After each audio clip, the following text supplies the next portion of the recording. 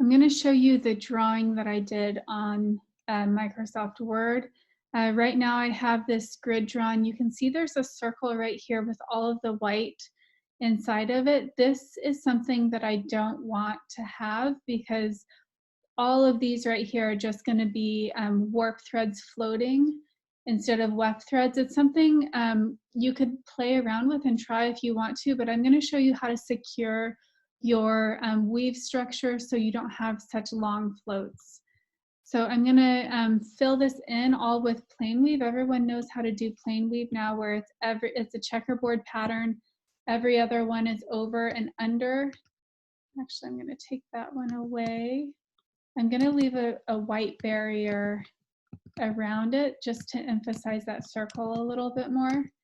So all I'm doing is going in and filling this area in with plain weave. I'm going to leave about 3 strands of white along here just to emphasizes the circle more in the pattern while I'm weaving it. So right here, you can see my cursor is right here. There's 1, 2, 3 threads open, so I don't want to click there. I'm just going to go to the next square over for that plain weave pattern.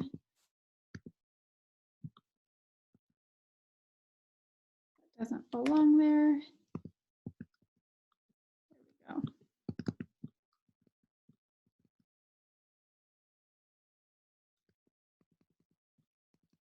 I'm just going to fill this area in with plain weave and keeping track of having 3 thread, no less than 3 threads here.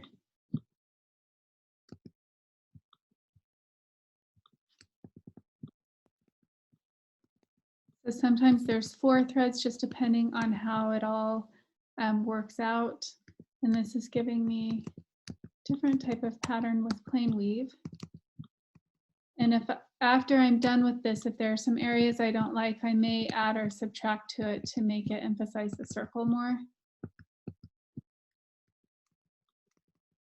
Weaving is really just a series of pixels that make a pattern. So this is a great way to design a pattern. You can look at all the squares and you'll see it's going to look a lot smaller on our loom because the threads are so much smaller than these squares are.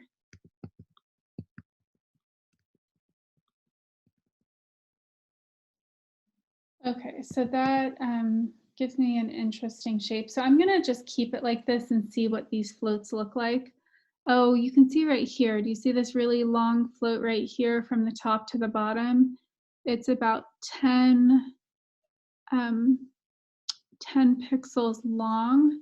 So I'm going to leave it. One thing I could do is I could click right here. I could add a square here and maybe over here to balance out that pattern more. So this is where I'm going to now start playing around visually and see what it looks like. I think I'll keep it like this. All right, so go ahead and draft a pattern and then I will show you how to weave it.